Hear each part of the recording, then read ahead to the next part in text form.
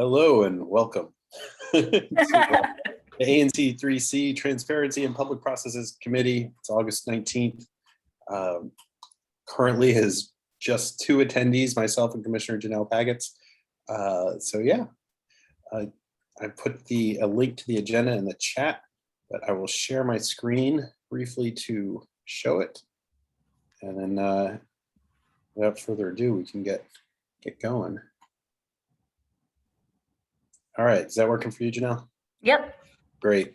All right, so the agenda, it's quite a long one. So first thing we're gonna do is discuss changes required by law to the ANC 3C bylaws. Our bylaws look like they were last updated in December 2002. DC law has changed substantially since then. I've made a first round of draft changes to some sections, namely geographical boundaries, voting procedures, selection of officers, presiding officers, treasury vacancy process, and I think left a comment on the tie breaking process. If I click this, can you now see my proposals? Yes. Oh, this is great. Okay, this worked out much better than I thought. Okay, so DC law requires us to include the description of the geographic boundaries of our commission. As you can see, the green font is what I've added. That is taken directly from DC law describing the boundaries of our commission. So all the font in black is what was originally in our bylaws. Everything in green is what has been added. You can see the description of our boundaries. If you have any questions about that, it's lifted straight from the law, from DC public law. So I think it's non-controversial. Well, it's only good for what, another year? Yeah, yes, exactly. There is redistricting coming down the pike, but yeah, there's nothing crazy going on there. Let's see, I did not edit a purpose section or membership. DC law, and I'll flip over to it very quickly. Here are the requirements we have to have. I'll go through them just for the record. Bylaws shall include the following: geographic boundaries of the commission area, statement of commission responsibilities, voting procedures, the establishment of standing and special committees, including provisions for giving public notice of all committee meetings, the manner of selection of chairperson and other officers, presiding officers, procedures for prompt review and action on committee recommendations, the use of commission office and supplies, procedures for receipt of and action upon constituent recommendations at both the single member district and commission levels. Pursuant to 1-309.13C, the procedures for the filing of a vacancy in the office of treasurer and transition protocols for officer positions, and tie-breaking procedure for commission officer elections. And we'll get to discuss that last bit, I think, at the end of this section of the agenda. But let me flip back to the proposals. So officer selection. Here's what I've added. This comes from that same law a little earlier from what I read. It just has the duties. I thought that would be a good thing to include for the presiding officer section. That's required. 1-309.11F. And then section 9 here, the treasurer shall ensure the responsibilities provided for are fulfilled. No individual may serve as both the chair and treasurer. That is also lifted from DC code. It is not something that's required to be in our bylaws, but I think it's something that would be useful because future commissions might not look to DC code to see how they should run themselves. So to the extent we can include DC law in our bylaws and that it would be helpful to future commissions, I think we should. But I hope this is non-controversial. I did not edit this. A vacancy in the office of treasurer is filled automatically by the immediate ranking officer. We are required to have something about how the treasurer office is filled, should the treasurer step down or voluntarily or not. And so I recommend that we replace it with filled automatically by the vice chairperson. And should the vice chair position be vacant, the treasurer position shall then be filled by the secretary. And that would be automatic. But then, as you can see, go down to 5C, which I'll highlight right now. All vacancies, including those filled either automatically or temporarily, require an election to be held at the earliest possible regular meeting. So somebody filling in would just do so automatically, and if they did not want to continue to do so, could step down at the next meeting. So our rules already provide for that stepping down portion in the election, but we need to define immediate ranking officer. And so I've recommended a definition there. If you have any thoughts, Yeah, ideas. I agree with adding that additional Okay. that you have on the right there into this. This is just in the event, like in the middle of, in between meetings, right? Mhm. Somebody needs to have the authority to sign a check. Yes. Yeah, exactly. Yeah. Okay. I'm going to just write in the comments here, Commissioner Paget supports this recommendation so that when I email my notes around from this meeting to the rest of the commission, they'll know that. Let's see. So scrolling down, this is another recommendation. We'll come back to that. Voting. Okay, so we have to have our voting procedures in our bylaws. We did not. We only had a reference to parliamentary authority and referencing Robert's rules, which is fine, but not necessarily explicit enough, I think, for future commissioners. To the extent, like what I was saying with DC law, that we can incorporate it into the bylaws. Same with parts of Robert's rules, just to give the general governance structure, make it available for those in the future coming after us. So each commissioner shall have one vote on matters proposed for action by the commission. That I don't think is a problem. I don't know if we want to get into exceptions or rather places where somebody can't vote due to a conflict of interest. If you think we should add exceptions, we can, but that stuff does come from DC law, but to the extent it's too much in the weeds, I'm open to suggestions there. And then commissioners shall be present at a meeting in order to vote unless provided by law. That is required by DC code. DC code does not allow for proxies. Currently, we're operating under emergency legislation due to the pandemic. And so commissioners can vote via Zoom or whatever, way we're doing it. Proxy votes are still not allowed, but commissioners can vote over the phone or over video conferencing. So I wrote this, to account for the video conferencing or phone votes, but also to recommend deleting the part that does not comport with DC law about proxy voting, which I believe is, well, did I already delete it? I may have to pay. I might pay for before I send this back around. I might paste it back in. Oh, there we go. Sorry. Here we go. I don't know where I heard this or what the guidance is on it, but that you have to be on video if you want to vote. You cannot be on just phone. Okay. So we should double check. Yeah. On that. Well, so I don't mention video conferencing in the proposed change. I just say we must be present, and so however present is defined. Yeah, that's what I think. Yeah. Currently under it, present is defined as like you have to show that you are who you are. That's fair. Okay. Yeah. So okay. So do you think I should change that, or do you think it's No. I think it needs to read that way. I just think that as an aside, we should really double check that rule for ourselves. Yes, we should. Yeah.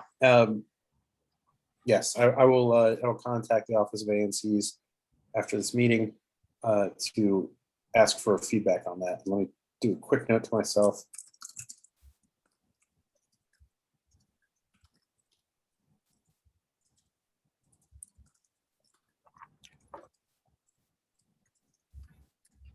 Okay, cool. That's the note for myself. Thank you, Commissioner Paget. Okay, so bylaws. Let's see. That's our. I know. Okay, it's amending. Okay, so that is everything. Everything in green is legally required, and I think, or just cut from the law. I think it should be non-controversial for our fellow commissioners who couldn't make this meeting.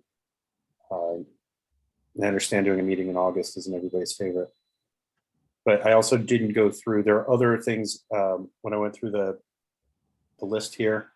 There are other parts that have not yet been addressed in our bylaws, such as use of commission offices and supplies. And and we don't have anything in our bylaws about procedures for receipt of an action upon constituent recommendations at both the single member district and commission levels. Hi, thank you for joining us, Jack. We are recording. It is a low turnout this evening, understandably, because it's August, but we just went over proposed bylaw changes, and I'll share the document in the chat. You can see it on the screen here. That might be easier to look at in the chat.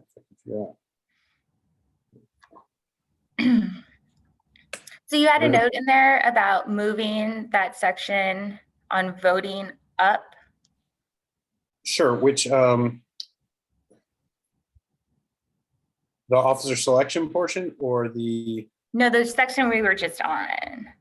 Voting. Okay. Yes. Okay. Yeah, I did. Yes, I did recommend moving it up. I'm not sure. You know, that's aesthetic. I think voting, because it's such an important part of what we do, it should be up higher. You know, but that's something that. Do you agree? So I think, yeah, I'm following your logic, but I think moving it to after the meeting section makes more sense, which I think is just one section after where you're suggesting putting it. Mm-hmm. Okay. And then, okay. So finance and records could move down. And then let's see, insert comments.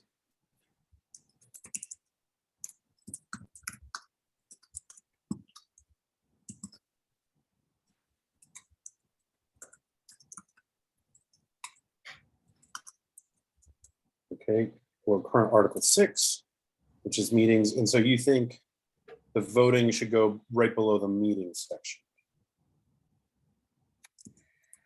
well, now, I think you're right. I think it. Either that, or there's also some funkiness with the election of officers happening before you're explaining that each commissioner has one vote on that, but maybe that's in the election of the officers section too. Oh, right. Yes. So one thing that's noted in Robert's rules that we don't have in our bylaws, and it's not mentioned in DC code, we don't have to have in our bylaws, is that, you know, nominations do not require a second. And of course, people can vote for themselves if they wish. Mm-hmm. I know that some folks think that, you know, if you're nominated, you can't vote, but that's not the case.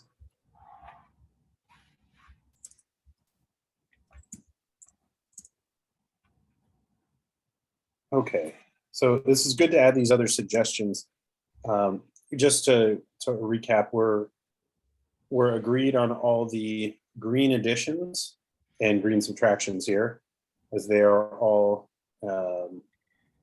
required by law or copied and pasted from DC code, such as the officer duties. Right?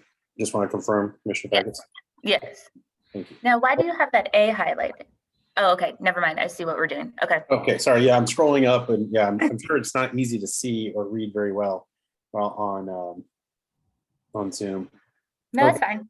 Okay, cool. So let me go back to the agenda. So we are through, I would say we are through portion 1 of our agenda. And so now we're sort of on the brainstorm about where stuff goes and things like that. So do you have any other suggestions for how things might be moved around?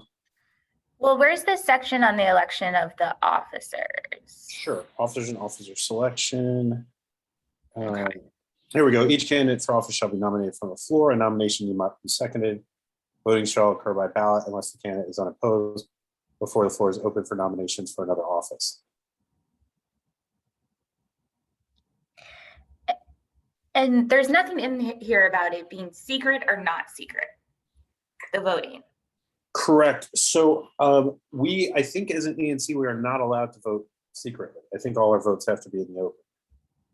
That's what I thought too, but I also feel like I heard some consternation from other commissions regarding that. Okay. So I don't know if there's other commissions that have it more clear. Okay. I am 99% certain we cannot vote by secret ballot, but I will put this question in. Well, I don't think we should. So if we want to provide clarification for future commissions, like on that matter, Good point, just good point.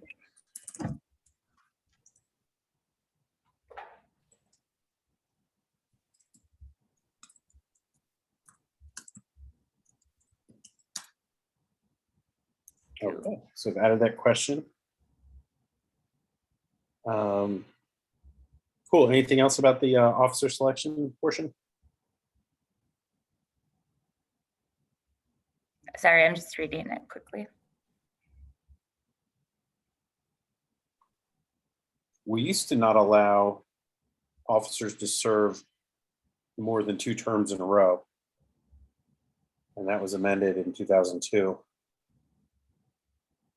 What are our thoughts about unamending?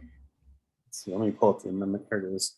Strike the words, and no commission may serve more than 2 consecutive terms in the same office. So I think that has its pluses and minuses. ANC 3-seat F only has this position for the chair, which I think is not a bad policy. The treasurer position, I mean, if you've got somebody who wants to be treasurer, because treasurer is arguably, it's got the most legal ramifications associated with the most legal liability. Treasurer right. Thankfully, Swale was willing to take on that job. I don't think we had anybody else who was. Yeah, if you've got somebody who wants to be treasurer, I think you let them be treasurer, regardless of whether it's more than 2 consecutive terms. But yeah, for the chair, that's not a bad idea. Now, a term is only 1 year because we elect officers once a year on the ANC. I think that's prescribed by DC law, and so that would be something to consider putting in. I think it would be interesting to get other commissioners' thoughts on it. And instead of it being like 2 consecutive terms, it could be 4, right? Or 3, make it fun. Yeah, exactly. No, it's I see it would have it's got a lot going for it, especially for the chair position. I think that there's, when I talked to Commissioner Hoyt earlier this year, there was a lot of discussion about, room for, if somebody is interested in leadership. It seems like in ANC, sometimes specifically 3C, it doesn't seem like there's room for someone who's more recently involved to get involved in leadership. And so that's yeah. And if you have this in there, it really can remove the hard feelings sometimes associated with changes in leadership, and make it so that there's a more constructive way to move forward after a contested election, or if you can't. Anyway, I'm not sure. I see a lot of arguments on both sides of it. I think that a healthy ANC should have contested elections. But yeah, as any board they should have contested elections for officer positions. Yeah, okay, so I'll highlight this and bring it up for subsequent discussion. Yeah, perfect.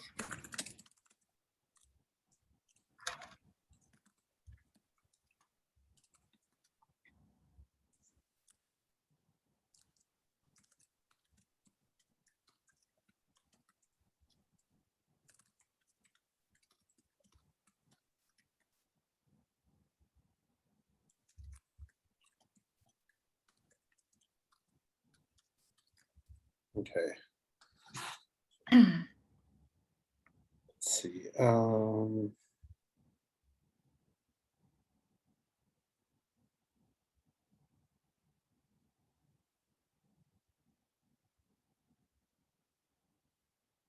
The committee stuff was fine as is. That's something I held off for subsequent discussion. This is something we have to have pursuant to DC code. Obviously, this year is the first year in a long time that we've had more than just the planning and zoning committee. So I think we should have standing committees. I think we should list them out, but at the same time, there's no duty to have the committees meet. So let's say, 10 years from now, it's an entirely different commission, and they've got the transportation committee, and they don't want to meet. Nobody wants to chair it. Well, you know, what do Does we it do? disappear, or Yeah, exactly. is it just a I mean, yeah, what happens if a commission is not following its bylaws? Hello, Commissioner Siddiqui, welcome. This is a very, very, what's the Transparency and Public Processes Committee? It's very dry by definition. Well, he came at the right time though with the Yes. commission. So here I will share. I'm sorry, I thought it was 7:30.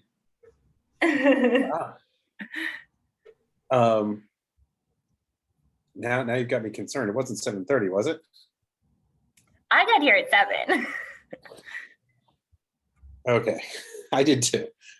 All right, cool. So let me share with you, here's the agenda on screen, but let me share with you the draft we're working from. Everybody with that link should be able to comment. So if you see something you want to comment on, it should work. On the agenda, we have gotten through part 1, discussing all the edits that were made in green. Those are the ones that are required by law, but it is not all of what we need to do to change our rules to or bylaws to comport with DC code. So yeah, so going to committees. All right, so Commissioner Paggett's mentioned the listing of committees in which we are required to have, here we go. D. D, okay, I passed through it. Establishment of standing and special committees, including provisions for giving public notice of all committee meetings. So we go back here and we've got our committee section. These in black is our original bylaws. There's nothing changed here or even proposed to be changed yet. But yeah, we were talking about whether we want to have the committees that we currently have in operation enshrined in our bylaws. And you know, the downside is that, well, 10 years from now, let's say somebody wants to start up a transportation committee, they don't have to pass a resolution. That's the only time that's saved, right? Oh, thank you, Jack. Thanks for checking on that. I know this is dry and it's August, so it might not be the most interesting conversation to jump in on. Thank you for checking that. But yeah, so do we want to enshrine our committees, our existing committees, or any other committees in our bylaws? It saves future commissions from having to establish them, but that's really it, right? Yeah, but then what's the there would need to be a way to dismember it if the mission changes of what they're thinking for that particular scope, right? Right. Okay. Well, so yeah, so if we have the committees, we'd have to have a description of each committee and what their scope is. And, you know, as that scope changes, the future commissions would theoretically have to go through the bylaws to change them. So we would be committing future commissions to be these committees as they're designed, and then requiring them to have a 2/3 majority and go through with a month in advance notice just to change the scope of the committee. Well, that's what I'm wondering. If it's like there's a procedure of like, because you're commissioning the committee, right, with the resolution, you should be able to make a resolution to decommission a committee and then commission another committee via a new resolution forming committee, right? Yes. Okay. So I'm just wondering if that needs to be in here.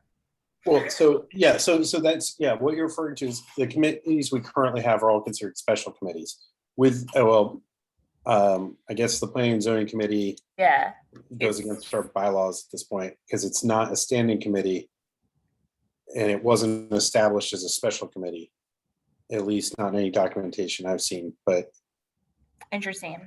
I mean, that should be on our website, but our rules were also supposed to be on the website and we're not, which is part of the genesis of this committee. Let's see. I don't know. I guess that sounds like it's a broader discussion for more commissioners. Commissioner Siddiqui, do you have any thoughts on that? I also think it's a discussion for when we have some committees set up that we want. Like we're still in the process of setting up the transportation committee, and in some ways we don't have any documentation of the details of the Planning and Zoning Committee. So maybe this is something the commission comes back to beginning of next year to see what kind of committees we've established and how they're running, and then sort of enshrine them. I like the idea of enshrining them. And maybe like I don't know if we can make it a little vague, because like, so for example, we just say a committee pertaining to transportation and pedestrian safety or something, right? Because I do think like 10 years later, the issues are going to change, right?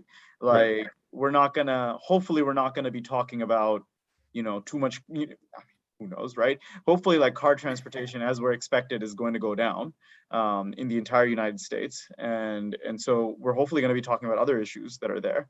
So I don't know. I mean, I like the idea of enshrining them, but I would keep them vague.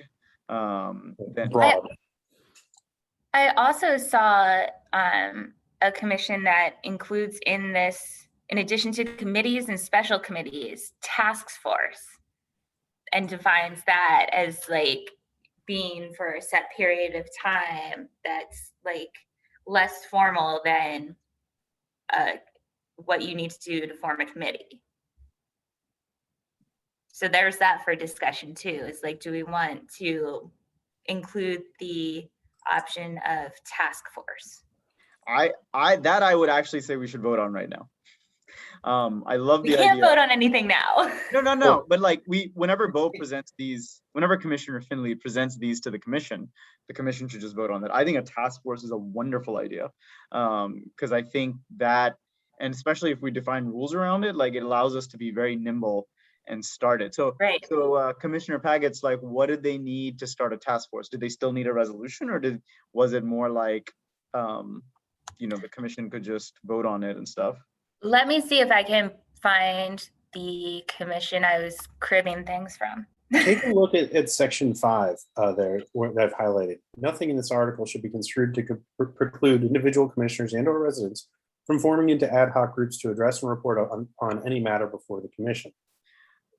So I think that's fine, Commissioner Finley, but I think what Commissioner Paggett was saying, maybe a step above that and maybe a step below committees. Okay. Right. Like I would love to, whenever, for example, I mean, whenever the there's tons of stuff that's about to happen, right? There's going to be where Cleveland Park is going to be a planning analysis area with regards to the comp plan, and there's going to be like the next stage of the reversible lane study and design. So stuff like that is better handled through a formal task force as opposed to like an ad hoc group or a formal committee. Yeah, the ad hoc groups I feel like are like the special interest groups that come before us anyways, and that's allowing that, whereas the task force is something that there's a commissioner, at least, like, I don't know, there. Okay, I hear you on that. Okay, so I've left a little note on the side that says Commissioner Paggett suggests including time-limited task force. Do you want me to add like subject matter focused or something like that? I'm looking for what the other commission that I think. You should, if you're looking for, I've got 3B's bylaws. I've been looking at them. Was it 3B? Okay, yeah, the commission may create standing and special committees and task forces in accordance with the laws of DC.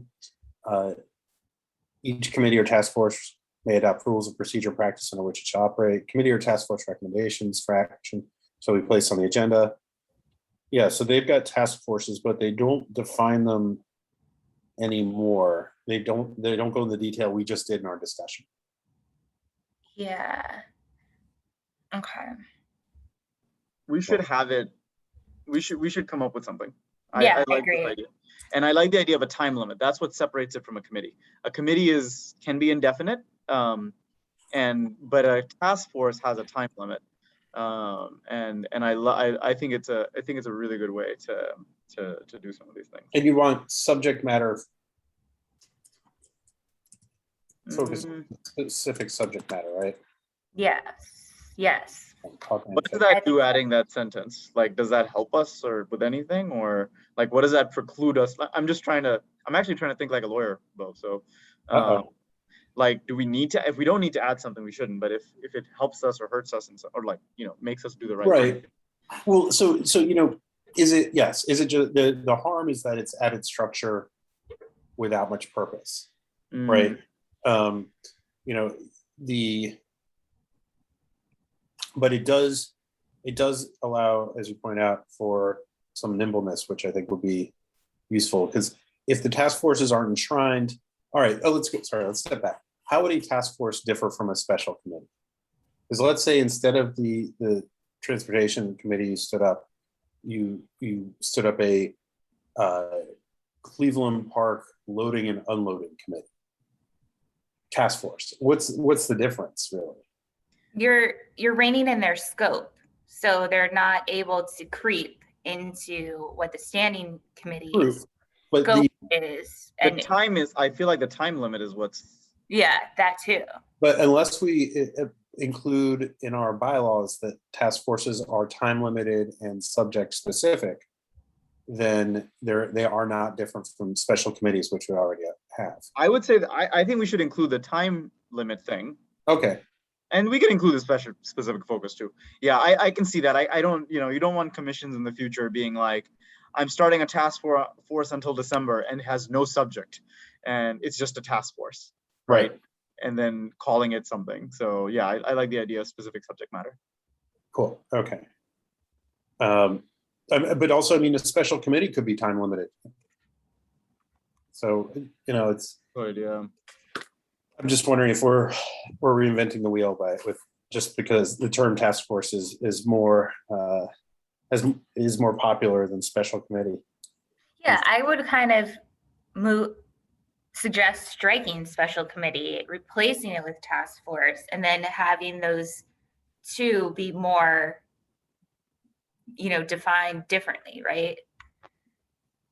Thanks, Jack, for the feedback. Jack writes, Swiley is correct. The bylaws best practices indicate that you don't want to enshrine committees other than those mandated by the bylaws, i.e. nominations. And Janelle is correct that you want task forces to be clearly time limited to 1 year or less. Otherwise, as Gottlieb has observed, the ANCs quickly get stuck in quicksand. So. Very accurate. And I can say that from both experience with ANC and real job. So why don't we do a little bit of offline research on this? Yeah. And like come back with some, like, maybe Commissioner Paggets and I can exchange some emails on this stuff. So just from a procedural standpoint, or not procedural, process standpoint of how I'm sort of looking at this, first thing I want us to do is get our bylaws in line with DC law. Okay.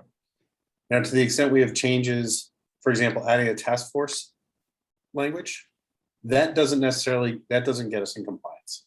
Perfect. But it is part of something we have to change to get us in compliance. So we might as well knock both out at the same time. But I want to be very clear what is sort of the bare minimum legally required aspects, the non-controversial stuff, the stuff we have to get done so that we don't get bogged down in debate about that which we are already legally required to do. Okay. So then going back to your original question, is the Planning and Zoning Committee illegal right now? Does it need to have a formal resolution passed before it keeps functioning? I think that's a discussion we have with Commissioner McWood offline. I mean, it hasn't met in a couple months, but I don't think it's there might be a resolution, that created it. I don't know. Well, I mean, I'm not saying we like talk about it. I'm saying we just do whatever needs to get done to get it, right? Like, then we just pass a resolution very quickly. Exactly. Yeah. So yeah, so we would want to know, we'd want to have a resolution reinstalling, if we can't find anything about PNZ, reinstalling it on for the September meeting. Mm-hmm. Yeah, and ticking the boxes that it needs to tick of like I also think in here we should put some sort of standard rule about the appointment of the chair of that committee. Is either like, is it 1 year? Is it 2 years? Is it for life? Like, no. Okay. So how are the because right now it seems like each committee can be formed, and in that resolution, if that commissioner so chooses, they can term limit when it passes, but it seems like that's not consistent. Well, we only have the one committee, but and we don't know if there is or is not documentation. We have 3 committees now, and what I think you should take over the transparency committee chair once Bo is done with his term, because well, yeah, because I'm friends after this meeting. So yeah, that's a good point, that we should have something in our bylaws about how leadership of each committee is set up. Right. Yeah, because I stood up this committee, does that mean that I am now chair of this committee for life? no, but the resolution passed said you would be chair of the committee. Yes, and yeah, and it was for the, included in there. But yeah, but that I don't know if that's the best way to do things. For example, if I step down as an ANC commissioner, does that mean the committee is gone because I'm listed as the chair? Right. Exactly. I mean, So actually, it's a resonated. continuity issue too, right? Yeah, that's actually a kind of weird question, because you don't have to be an ANC commissioner to chair a committee. Right. Yeah. But yeah, okay, so Continuity and succession. yes. I think if we, and I'm sorry to go all over the place, Bo, I know you're trying to focus on legal stuff, but I think if we start talking about term limits for committees chairs, we should also talk about term limits for officers. We already talked about that. Oh, what was the decision? When can I stop being treasurer? Actually, that's Good thing you missed that part of the conversation. Yep. Don't worry, it'll be on YouTube. You can catch the debate there. It wasn't a debate. We've installed you for life. Yeah, even we're going to change the bylaws so you don't even have to be a resident of ANC 3C. You just have to be treasurer. We're going to My name is in the bylaws. Legislation. Yeah, that's why he is treasurer for life of not just ANC 3C, but all ANCs. Good luck. See, Jack was here for it. Was there. Jack, man. Okay, I guess it's there. I'll just change my name. So you want sorry, Commissioner Paget, you want selection and continuity? No, well, yeah, okay, I see where you said chairs of committees are selected and was it continuity? What was the other word you said?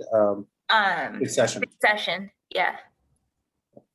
Well, okay, like, so if it's here and when we decide on that. To back up, we said to bring up for subsequent discussion, consider changing 2 terms to 3 terms and making there prior to December 16, 2002, the bylaws stated that so nobody could serve more than 2 consecutive terms in the same office. We're talking about accepting the treasurer, bringing back some sort of term limit for the chair position and accepting treasurer. I'm saying this as if Commissioner Boucher was here, she would agree with me on this too. It's unfair work. Way more work than and I don't know. I mean, I'll do it again. I mean, why don't we say chair no more than 2 consecutive terms, treasurer needs to be re-elected every year. And all the officer positions need to be re-elected every year. Okay. Yeah, this is a term limit thing. Yeah, I mean, you can say no mas. I'm not doing it. And treasurer and chair are the only 2 legally required positions. Right, but okay. I mean, I think we should add the treasurer, but maybe I am saying. I mean, I think the reason you all made an exception for the treasurer because you're not treasurer, but I think for treasurer, yes, that is exactly why. It's. I also think everyone on the commission should experience this. Oof. Wow. Well, though we were very transparent with our. I think if you're gonna have term limits on the chair, yeah, you need term limits on the treasurer. Okay. I'll edit this. Misery does love company.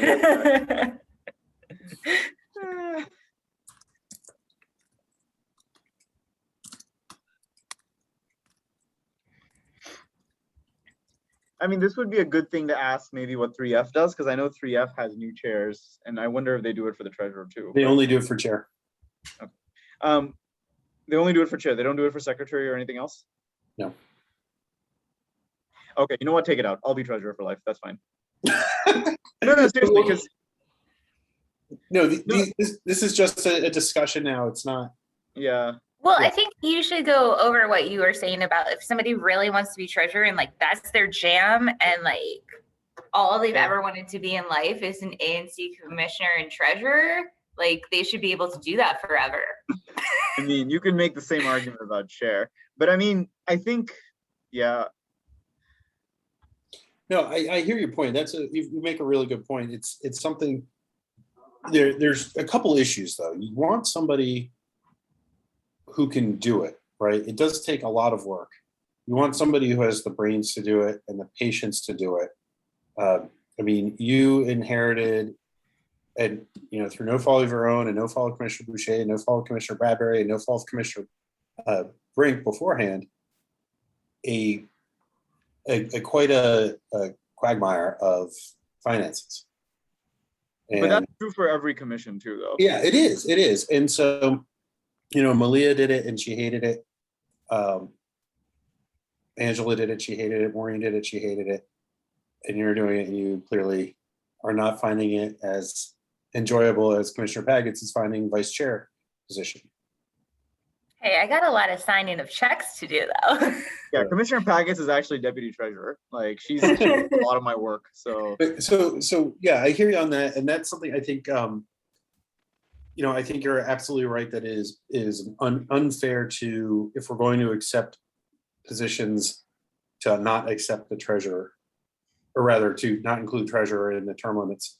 But at the same time, let's say somebody was on ANC 3C who really wanted to be the treasurer, and they were elected 3 times, and they want to keep being treasurer that 3rd time. I mean, the other nice thing is that once you start doing it, it becomes easier. Like you set your systems up, you set your spreadsheets up. So let's bring this back to the commission, and let's just Sure. leave it right now, and let's see what other people say. Yeah. Okay. So let's see. You don't need to There's go over all the things you've discussed. I'm not going to. That was one specifically I wanted to go over since you were on. I was going to go over the other. Oh, here we go. So something we have to have, or something we should have rather, is we say that communications which do not reflect adopted positions of the commission must be clearly identified as such. Copies of all commissioner, committee, and subcommittee correspondence must be filed with the commission. Now, we've had this issue where commissioners have not sent their correspondence and have had correspondence that have been about other commissioners' SMDs that hasn't been shared with the commission, and the commission only finds out because it's in the public record. Now that's I don't know how much we can enforce comity in this, but that's we should consider some sort of filing system to address this. And any ideas you guys have on that, I'd appreciate. And on amending this so that it's so that it makes sense. Because, for example, if a constituent of yours emails asking about a pothole, does that really need to be filed? Your response, does that need to be filed with the commission? I would argue no, that we're creating unnecessary records. Yeah. And that it is still a public record that can be FOIA'd. There's still a record that can be FOIA'd, which is fine, but it's not something. We don't want to just flood each other with every constituent response we've had. So the second sentence there, Mm-hmm. that should be the chair's duty. Okay, so how as chair, how would the chair then know about commissioner correspondence? Because the Oh, I see what you- commissioner would have to like CC you on it or like I mean, Right. send it. isn't our email like, sorry, go ahead, Commissioner Wright. Oh no, I was done. Go ahead. I think what you were saying, maybe I'm agreeing with, like, isn't our ANC email considered filing? Yes. Like, right? Yes. So, Yeah, but we've got 2 commissioners who don't use their ANC email. I think that's what we should say. You should CC your ANC email. Okay. So at what, well, okay, let's see. I mean, if this is the law thing, right? Like if we need a filing system for the law, then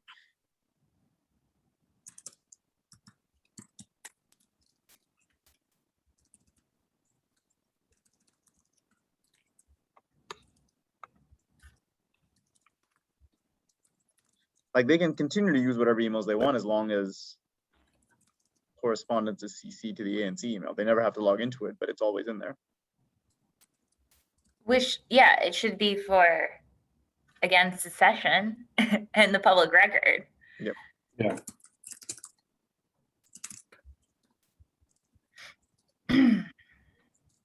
I mean, I have a non-ANC email. Yeah, and for FOIA requests, Jack is absolutely right. I have a non-ANC email, but any commission business I CC, and that's it. Anything that's sent to my 3C05, I make sure to reply from my 3C05. Yeah. Unfortunately, my personal email address, some folks it has leaked out into the wild, and my personal email address has been used, so I have to respond and then CC my ANC email account. Yeah, I mean I think that's inevitable because yeah, oh yeah, because we sign up for the groups.io list through an email and all this stuff. So and you know, you're friends with people in the neighborhood, and they might give your address to somebody who's who wants to contact you about something. Or you filed for your, you know, election stuff and public record with not another email address, you know? Yeah. And that's in the domain. So yeah, this is something that, yeah, I don't think we've been following lately. Let me pull up the rules here, see what we have to have. I mean, my main issue with this is, like, for example, if I'm submitting a letter of support in favor of, you know, permit hours or whatever, that's in my SMD, that I'm responsible for making sure that they told the neighbors about it, and that I'm putting on commission letterhead, but it's clearly coming from me as an SMD and not from the commission. Like, I don't think I need to clear it with the rest of the commission to issue that, right? No, well, not clear it, but you know, we need to have I'm definitely going to let you guys know I put your names on something. Yeah. But if you are going in front of a government agency and it's affecting other folks' SMDs or like larger community, like that needs to go in front of the commissioners for comment prior to submitting to that entity, right? Right. And that needs to be written like clearly. No, but like, let's say I mean, I'm writing to DDOT about something in my SMD with traffic and stuff. Like Nancy and I wrote to, Commissioner McGood and I wrote to DDOT about the 34th Street intersection and Newark Street. Like, we didn't need to send that to the entire commission. We can just say these were 2 SMD, you know, 2 commissioners. Yeah, but that's your SMD. Right. You're saying, but what if, I mean, but okay, I see what you're saying. But what if, like, me as an SMD wants to talk about the reversible lane study, let's say, and say, for my SMD, this reversible lane thing affects all of ANC, but I'm talking as a commissioner for my SMD, and I would like to advocate for this and this way. Or like the Beach Drive closure, for example. We shouldn't have to send it to the whole commission. We should be able to speak from our SMD. As long as you stay in the correspondence that I, the commissioner of this, right. I mean, that you have to my SMD in saying that. Right. If you say you represent the ANC, that's, or you don't say that you're only, I agree with that. Or you just, but that's it sounds like you guys are in agreement, but kind of not talking about the same thing. And to me, the issue is what, for example, I emailed about a inadvertent speed bump that was created on Quebec Street last week or week before when DC Water did some repair work. And I emailed DDOT about it saying, hey, can you come check it out? It's on Quebec Street and in my SMD. A dead end street has very little impact on any of your SMDs, solid, maybe yours. But do you want notification that I've emailed that to No. DDOT? I mean, and so that's sort of, But we want you to do it with your ANC email. yeah, okay. Yeah, well, of course. So there's a record of it, like if Yeah. we need to get to it.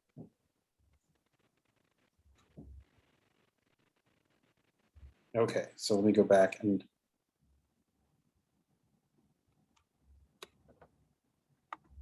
Okay, so we have a lot to bring back to our fellow commissioners for discussion. I'm going to sort of separate out. I'm going to keep it as is, with these comments here, because the comments on the right are proposals. The stuff in green is actual amendments to get us to conform with DC law. I'm going to present what's in green on at our September meeting. I mean, I'm going to email everybody about this and explain what's going on too. But yes, I'm going to also try to separate out these different parts for discussion that we can have the discussion over email. We'll also set aside some time in September, pick one or two of these. I think one of the problems with bylaws is you don't want to try to attack them all at once. The DC Democratic Party just recently tried to do that. And you end up, as we just had, we saw this with this one little discussion, we're able to take up like 8 or 9 minutes.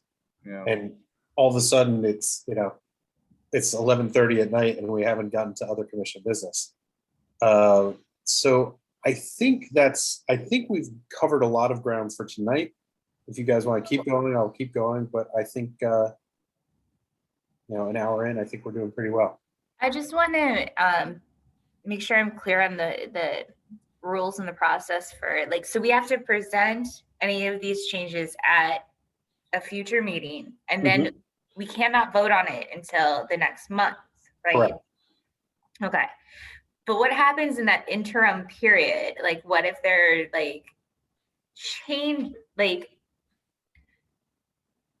things changed? Like, how much of that change then triggers we have to do this at the next month's meeting, present it again, and then can't vote on it until the following month? Like how many times can the can get kicked down the road?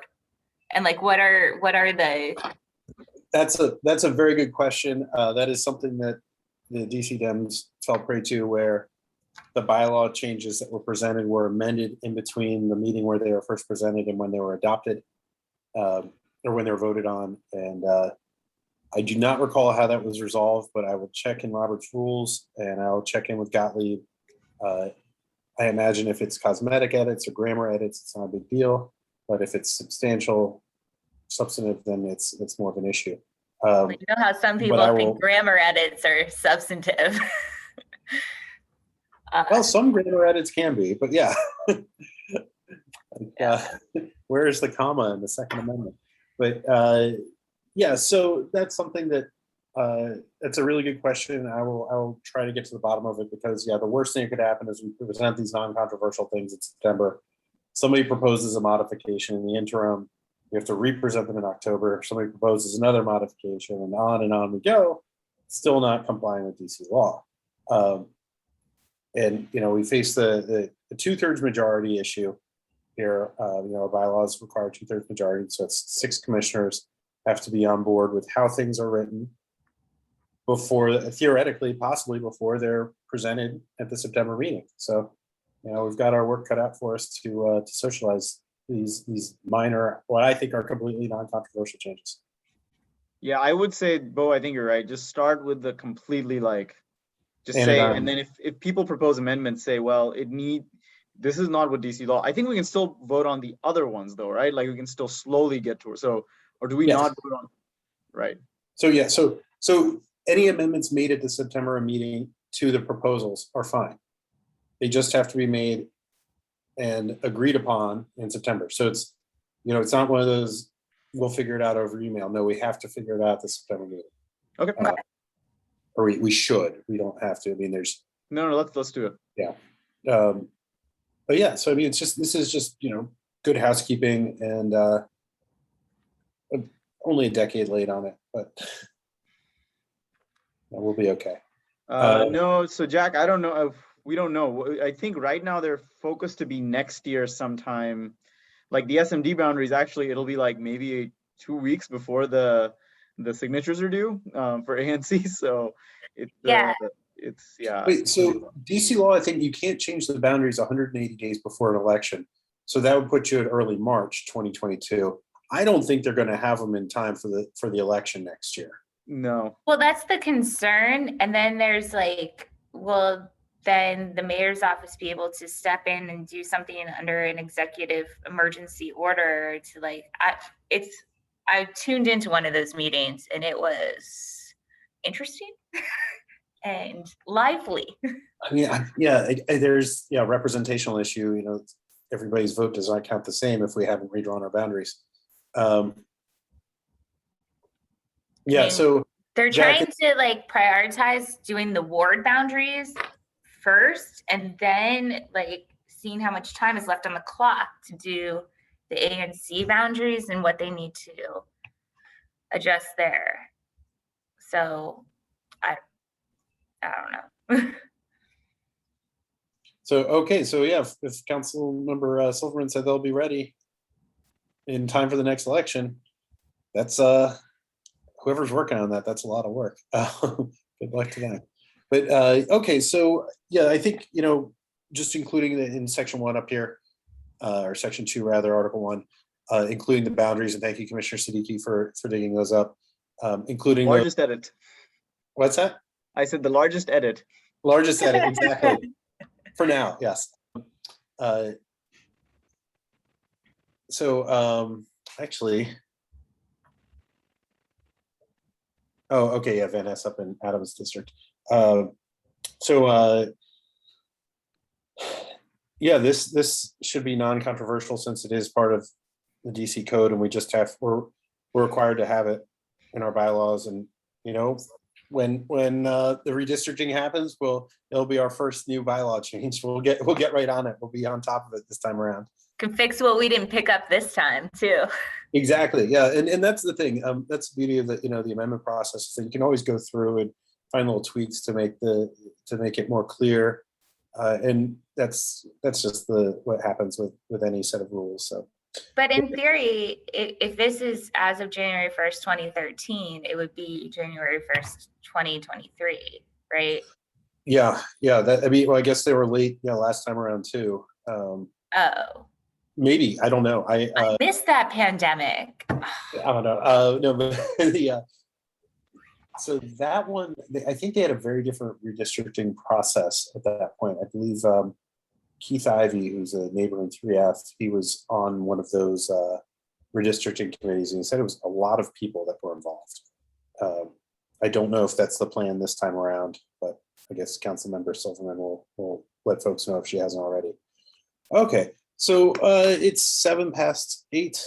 I think, as I mentioned earlier, we've covered all we can reasonably hope to cover this evening. Let me check the agenda.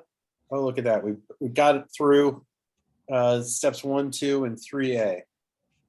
So the next meeting, I guess we should try to do in a few weeks. There might be, maybe we want to do a meeting before our September agenda meeting to I think so. hammer out the actual language, make sure everybody's on board. Yep. Okay. I will send I'll consider sending a doodle poll around, but if not, I'll just schedule a meeting. I'll look at everybody's calendars. I think we should schedule a meeting, because that's going to happen with the transportation meeting too, because there's too many holidays and there's too much. So we just schedule it. There's no decisions made, and if that's all we can do. We got. And we also want the runway too, with like having enough time to like have the meeting and pick up the changes and give it to the commissioners before. Yeah. And the public notice period. Right, and so the public notice portion is a little looser than it is in like the federal rulemaking procedures, but it's the public notice portion, we have to say that we'd be working, we have to give a general description. And that's our bylaws, that we're going to be amending our bylaws. We're talking about our bylaws, not necessarily amending them in September. But so we don't have to get into, we're looking into amending Article 1 and adding a Section 2 to it. That's too specific for the agenda. So we're going to be okay on notice. The key thing will be to be making sure our fellow commissioners are aware of the importance of getting this done, and that we're able to agree on the language, ideally before or at latest at the September meeting, so that we can adopt it in October. Cool. Okay. So my homework, aside from starting to look at these, I'm going to clean up the document to the suggestions that are just in green, and then write up an email including the comments for future edits, and propose a next meeting. I will also go through the process of what we have to do to adopt the bylaws. I'll include that in the email. Hopefully it won't be so long an email that folks' eyes glaze over. Obviously, I like this stuff, and I guess you too, and Jack, since you're present here, you might like this stuff like me. You like this stuff? Oh. Says the treasurer. I quit right now. Please don't. Please don't. Your resignation is not accepted. So I found the language on the task force and also the email correspondence where you indicate this is on behalf of the commission, or you. okay, great. So I will take that on to forward over to you. Thank you so much. I'd really include. appreciate that. Yeah, no problem. Great. Well, thanks all for joining, and thank you, Jack, for all your comments. Hopefully it was somewhat entertaining if this is your jam. Thanks, Jack. I enjoyed it. All right. Well, thanks all, and have a great night. All right. Thank you. Bye.